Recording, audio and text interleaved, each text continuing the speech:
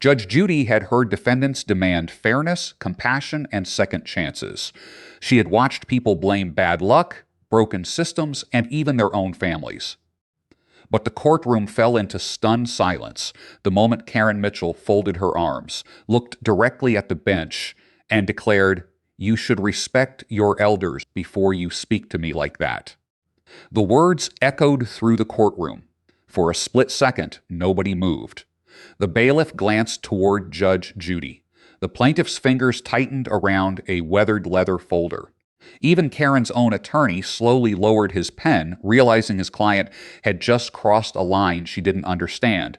Judge Judy didn't respond. She didn't argue. She didn't remind Karen that respect worked both ways. Instead, she calmly reached for a single cream-colored envelope resting beside the case file. She placed one finger on it and left it unopened. That tiny gesture changed the entire atmosphere. Karen smiled confidently. She mistook silence for surrender. She believed she had embarrassed the judge in front of everyone watching.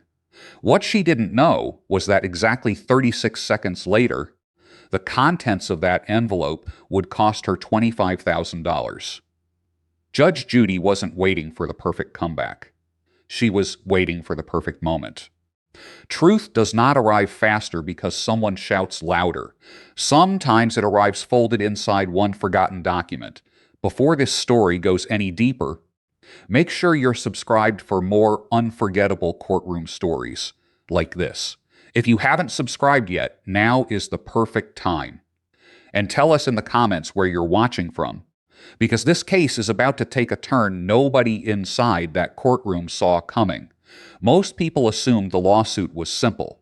On paper, it looked like an ordinary dispute over a home restoration contract. Karen Mitchell, owner of Mitchell Heritage Renovations, insisted that her customer had refused to pay the remaining balance after a luxury remodeling project. She demanded $25,000. Across the courtroom sat the defendant, 74-year-old Margaret Lawson. Margaret wasn't dressed for sympathy. She wore a neatly pressed blue cardigan, sensible shoes, and a silver wedding band that had clearly been worn for decades. Resting on her lap was a faded leather folder held together by an old elastic band. Judge Judy noticed it immediately. People protect different things. Some protect expensive contracts. Others protect memories. Margaret hadn't interrupted Karen once. She hadn't rolled her eyes. She simply listened. Real pain rarely competes for attention. Karen, however, seemed determined to control every second of the courtroom. Before Judge Judy could finish reading the complaint, Karen interrupted. "I've been running businesses longer than you've been dealing with people like her." Then she laughed quietly. "And I'd appreciate a little respect for my elders." The gallery exchanged uneasy glances. Judge Judy finally looked up. Her expression never changed. Experienced judges learn that arrogance often reveals itself long before evidence does. She calmly asked one question. "Mrs. Mitchell, how old are you?" Karen smiled proudly. 68. Judge Judy nodded. Then she turned toward Margaret. "And Mrs. Lawson?" 74. A ripple of quiet laughter spread through the courtroom. Karen's smile weakened. Only slightly. But Judge Judy noticed. Bodies confess before mouths do. Karen quickly tried to recover. "That's not what I meant." Judge Judy didn't argue. She simply made a small note in the margin of the case file. Then she looked toward the cream-colored envelope. The plaintiff noticed it too. For the first time that morning, Karen stopped smiling because she recognized that envelope. She just couldn't remember why. The courtroom had no idea that inside it rested a document Karen herself had signed nearly 8 months earlier, a document she believed had disappeared forever. And when Judge Judy finally opened it, this case would stop being about an unpaid remodeling bill and become a lesson about why respect can never replace honesty. The courtroom stayed unusually quiet after Karen's remark. Most people expected Judge Judy to respond immediately. She didn't. Experience had taught her that people reveal far more when they believe they've already won. Karen leaned back in her chair, convinced the conversation had shifted in her favor. Margaret Lawson never looked at her. Instead, she carefully adjusted the worn leather folder resting on her lap, smoothing one corner with her fingertips as though protecting something fragile inside. Judge Judy noticed. People who carry important memories rarely handle them carelessly. "Mrs. Lawson," Judge Judy said gently, "tell me why you're here." Margaret stood slowly. Her movements weren't weak. They were deliberate. "My husband built our home 51 years ago." She paused before continuing. "Every board, every cabinet, every bookshelf." Her voice never cracked. "He passed away 3 years ago." The courtroom became still. This remodeling project wasn't about making the house prettier. She glanced briefly toward Karen. "It was about making it safe enough for me to stay there." Judge Judy nodded quietly. That sentence mattered. On paper, this looked like a contract dispute. In reality, it was about something much deeper. Sometimes people argue over invoices.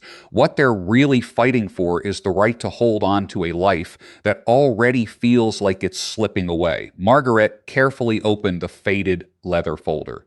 Inside wasn't a stack of legal papers. Resting on top was an old photograph. It showed a much younger Margaret standing beside her husband in a half-finished kitchen. Behind them, the same custom-built oak cabinets that still stood inside the home decades later. Judge Judy accepted the photograph. She studied it for several seconds. "They're beautiful." Margaret smiled faintly. "He built every one himself." Karen sighed loudly. "Your Honor, with respect, we're here about unpaid invoices, not family photo albums." Judge Judy didn't even look at her. Instead, she handed the photograph back to Margaret. "No," she replied calmly. "We're here to determine whether something of value was wrongfully damaged."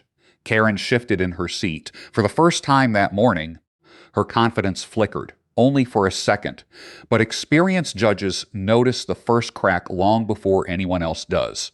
Margaret continued. "I hired Mrs. Mitchell because her advertisements promised historic preservation. She removed another document, the original renovation proposal. Across the top, printed in bold letters, were the words, "Original craftsmanship will be preserved whenever possible." Judge Judy read it carefully, then looked toward Karen. "Did your company prepare this proposal?" Karen answered immediately. "Yes, and that's exactly what we intended to do."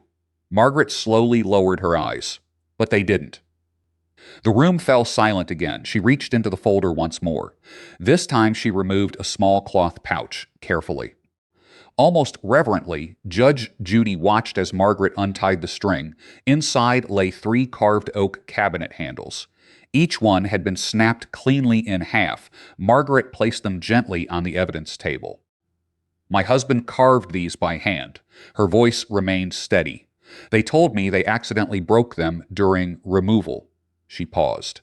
"Later, I found replacement handles from a hardware store already installed." Nobody spoke, not even Karen. The narrator understood why those broken handles mattered. To most people, they looked like damaged wood.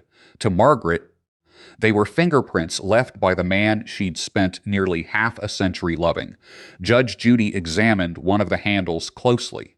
Then she looked toward Karen. "Were these original pieces replaced?" Karen crossed her arms. "They were outdated." Judge Judy asked another question. "That's not what I asked." Karen hesitated. "Yes." Judge Judy made another quiet note. Truth often begins with the smallest admissions. Margaret reached into the folder one final time. She removed a folded, handwritten note. The paper had yellowed with age. "My husband left this inside one cabinet before we finished the kitchen." Judge Judy unfolded it carefully. Written in fading blue ink were the words, "If this kitchen is still standing years from now, I hope it still feels like home." The courtroom seemed to stop breathing. Even the bailiff lowered his eyes. Karen looked away, but not because of the note. Her attention had drifted back toward the cream-colored envelope still resting unopened beside Judge Judy's hand. She recognized it now, and suddenly she looked terrified, because that envelope contained something she'd signed after the renovation was finished, something she had hoped no one, including Margaret, would ever find. Judge Judy didn't touch the cream-colored envelope. Not yet. She simply rested her hand beside it while watching Karen Mitchell. The confidence that had filled the courtroom only minutes earlier had begun to disappear. It wasn't obvious. Most people watching would have missed it. But experienced judges understand something simple. Fear rarely appears all at once. It arrives one small movement at a time. Karen adjusted her jacket. She uncrossed her arms, then crossed them again. Her attorney quietly leaned toward her. "Are you all right?" "I'm fine," she answered too quickly. Judge Judy heard it. So did everyone else. People telling the truth rarely rush to convince others they're calm. Karen had built a reputation throughout the county as one of the most successful restoration contractors in the region. Her television commercials featured smiling homeowners, historic homes, beautiful kitchens. Old family estates restored with care. Her company's slogan appeared at the end of every advertisement. Preserving yesterday, building tomorrow. It was memorable, and according to dozens of online reviews, believable. Margaret had hired Karen because of that promise, not because she offered the lowest bid, not because she worked the fastest, because she claimed to understand that old homes carry memories modern houses cannot replace. The narrator reflected on how often appearances become part of the deception. Some people don't lie with words first. They lie with the image they carefully create. Judge Judy opened the contract once again. She highlighted one paragraph with her finger. "Mrs. Mitchell." Karen looked up. "Yes, your proposal guaranteed that original handcrafted materials would be preserved whenever reasonably possible." Karen nodded confidently.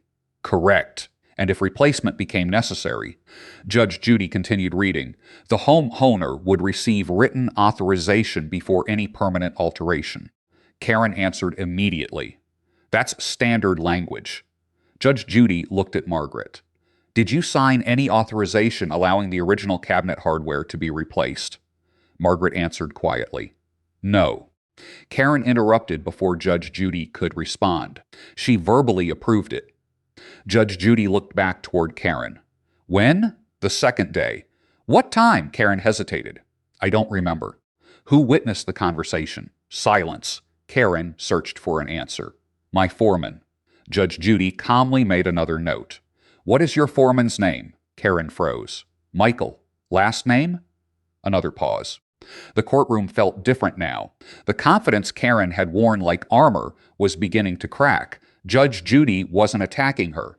She was asking ordinary questions. Ordinary questions expose extraordinary lies. Karen finally answered. "Michael Sanders." Judge Judy looked toward the clerk. The court subpoenaed Mr. Sanders' written statement. Karen's attorney slowly turned his head. "What?" Judge Judy calmly opened another page inside the file. "The statement is already part of the record." Karen's face lost color. She hadn't expected that. Her attorney clearly hadn't either. Judge Judy read one sentence aloud. Mrs. Lawson repeatedly requested that every original cabinet and handle remain untouched unless she personally approved changes in writing. The courtroom remained completely silent. Judge Judy continued reading. No written approval was ever obtained. Karen immediately objected. He misunderstood. Judge Judy closed the statement. "Interesting." She looked directly at Karen. "Because 1 minute ago you testified he witnessed your verbal approval." Karen swallowed. He must have forgotten." The narrator understood exactly why Judge Judy hadn't challenged Karen earlier. Liars often build their own trap. They simply need enough room to finish it. Karen shifted forward desperately. "Your Honor, this is all being blown out of proportion. They're just cabinet handles." Margaret lowered her eyes. Judge Judy noticed immediately. Then she answered Karen. "No." Her voice remained perfectly calm. "They were part of a family's history." Karen laughed nervously. "They're worth maybe $100. Judge Judy didn't respond. She slowly turned her attention toward the cream-colored envelope. For the first time all afternoon, Karen stopped breathing for what felt like several seconds. She recognized the document inside 8 months earlier. After the renovation ended, Karen had personally signed an internal insurance claim, one that assigned a very different value to those same worthless handcrafted cabinets and hardware. She prayed Judge Judy hadn't found it. But Judge Judy gently lifted the envelope from the table. She looked toward the clerk, then toward Karen. Mrs. Mitchell, Karen's voice barely escaped. Yes, I believe it's finally time we discussed the document you never expected Mrs. Lawson to see. The courtroom leaned forward as one. Karen closed her eyes, because she already knew exactly what was inside. Judge Judy didn't open the envelope immediately. She placed it flat on the bench and looked directly at Karen. There was no anger in her expression, only certainty. Experienced judges understand that the most revealing moment isn't when evidence appears. It's the few seconds before it does. That's when people decide whether to keep lying or start preparing for the consequences. Karen forced a smile. Whatever's in there won't change the fact that Mrs. Lawson still owes me $25,000. Judge Judy nodded. Perhaps. Karen's shoulders relaxed. Then Judge Judy calmly added, but it may explain why you're no longer entitled to collect it. The courtroom grew silent once again. The narrator could almost feel the tension settling over every seat. Truth has a strange effect. Even before it's revealed, people begin to sense it's coming.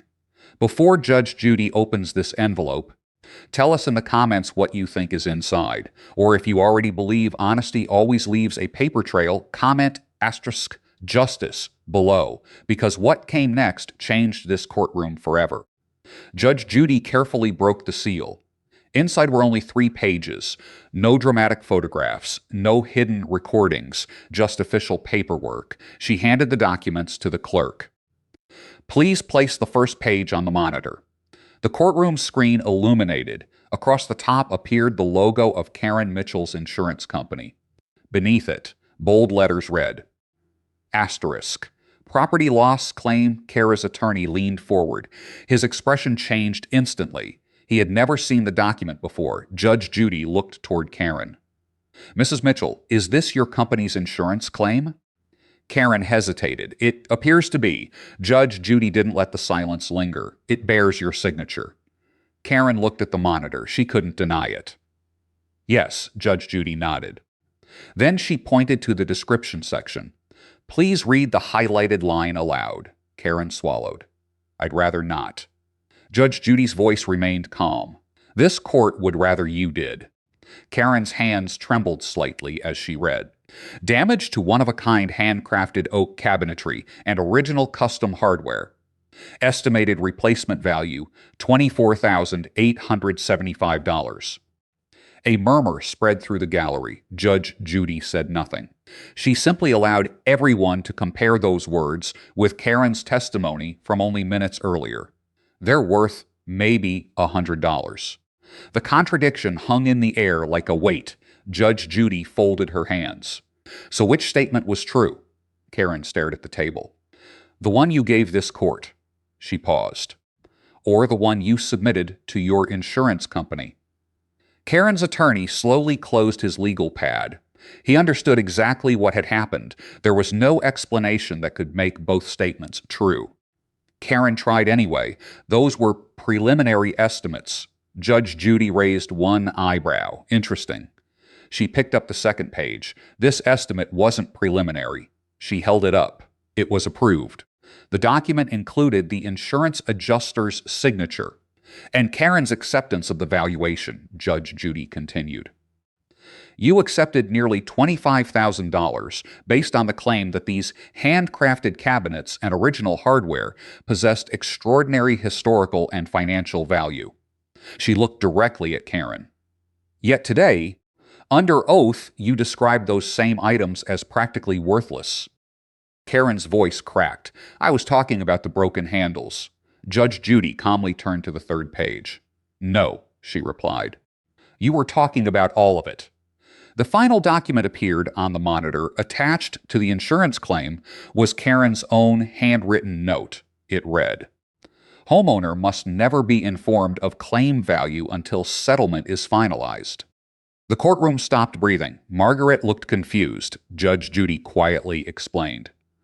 Mrs. Lawson, she pointed toward the note, your contractor received compensation based on the value of your original handcrafted materials. Margaret blinked. And according to these records, Judge Judy looked back at Karen. Not $1 of that payment was ever disclosed to you. Karen's face turned pale. Her attorney whispered, Karen? But she couldn't answer because she knew the truth had only reached the second step of the ladder. The insurance claim exposed the contradiction. The handwritten note revealed concealment. What Judge Judy was about to reveal next would prove exactly where that $25,000 had gone. Judge Judy didn't speak for several seconds. The courtroom didn't need more drama. It needed clarity. She slid the insurance claim to one side and reached into the cream-colored envelope one final time. Karen watched every movement. Her breathing had become shallow. The woman who had demanded respect her elders only minutes earlier now looked like someone trying to remember every decision that had brought her to this moment. Judge Judy removed a single bank document. It wasn't colorful. It wasn't emotional. It was devastating. She handed it to the clerk. Please place Exhibit 21 on the monitor. The screen changed. Across the top appeared the name of Mitchell Heritage Renovations business account. Karen's attorney leaned forward. His eyes widened. Your Honor, where did this come from? Judge Judy answered calmly. It was produced in response to a lawful subpoena after the insurance company confirmed payment. The courtroom fell silent. The highlighted transaction appeared. Nost Insurance Settlement Deposit, $24,875 date received. 8 months earlier, Judge Judy pointed to the next highlighted line, less than 24 hours after the deposit. A transfer had been made. Das Executive Performance Bonus amount $24,875 retriepement. Asterisk. Karen Mitchell. The gallery erupted into shocked whispers. The bailiff immediately called for order. Judge Judy remained perfectly still. She didn't need to raise her voice. The numbers had already done that. Karen shook her head frantically. It wasn't like that. Judge Judy looked directly at her. Then explain it. Karen opened her mouth. Nothing came out. The narrator understood why. Facts don't become less true because someone runs out of explanations, Judge Judy continued. You testified this morning that replacing Mrs. Lawson's original cabinets and handcrafted hardware nearly bankrupted your company. She tapped the bank statement. But according to your own financial records, the insurance payment covered the claimed loss in full. Another tap, and the entire amount was transferred into your personal executive bonus account. Karen's attorney slowly pushed his chair back. His voice was barely above a whisper. Karen, he looked at her with genuine disbelief. You told me the insurance claim was denied. Karen couldn't answer because the bank statement answered for her. Judge Judy reached for one final document. Unlike everything else, this wasn't financial, it was personal. A signed letter from the insurance adjuster. She read one paragraph aloud. Payment is issued on the condition that the homeowner is informed of all covered losses involving original historic property and offered reimbursement or restoration options where applicable. Judge Judy lowered the page. Mrs. Lawson, Margaret looked up. Were you ever told your contractor received insurance money for your original handcrafted cabinets?